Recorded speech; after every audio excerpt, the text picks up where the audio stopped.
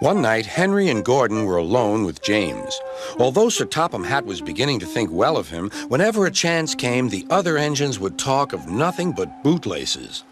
"Remember when they had to use a bootlace to get you out of trouble, James?" they would tease. James tried to get back by talking about Henry, who got shut up in a tunnel, and Gordon, who got stuck on a hill, but they wouldn't listen. "You talk too much, little James," said Gordon. "A fine, strong engine like me has something to talk about. I'm the only engine who can pull the express. When I'm not there, they need two engines. Think of that. I've pulled expresses for years and have never once lost my way. I seem to know the right line by instinct." Every wise engine knows that the signalman sets the switches to make the engines run on the right tracks. But Gordon was so proud he had forgotten. "Wake up, James," said Gordon next morning. "It's time for the express. What are you doing? Odd jobs? Ah, well, we all have to begin somewhere, don't we? Run along and get my coaches. Don't be late." James went to get Gordon's coaches. They were all shining with new paint. He was careful not to bump them, and they followed him smoothly into the station singing happily, "We're going away! We're going away!" "I wish I were going with you," said James. "I should love to pull the express and go flying along the line." Gordon, with much noise and blowing of steam, got ready to back onto the train.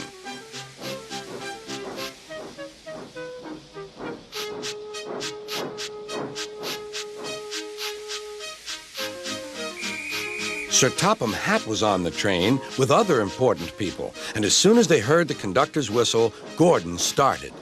"Look at me now," he puffed, and the coaches glided after him. "Boop, boop, boop, boop, boop. Goodbye, little James. See you tomorrow." James watched the train disappear and then went back to work. He pushed some freight cars into their proper sidings and went to fetch the coaches for another train. James had just brought the coaches to the platform when he heard a mournful noise. There was Gordon trying to sneak into the station without being noticed. "Hello, Gordon. Is it tomorrow?"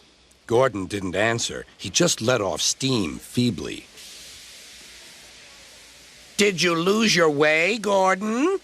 "No, it was lost for me. I was switched off the main line onto the loop. I had to go all round and back again." "Perhaps it was instinct," said James. All the passengers were shouting at the ticket window, "We want our money back." Sir Topham Hatt climbed onto a cart and blew the conductor's whistle so loudly that they all stopped to look at him. Then he promised them a new train at once. "Gordon can't do it. Will you pull it for us, James?"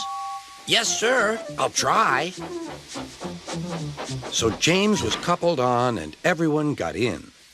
"Do your best, James," said Sir Topham Hatt.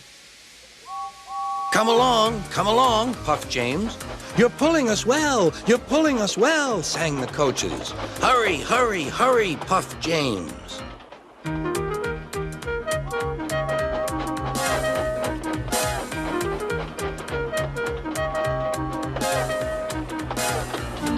Bridges and stations flashed by.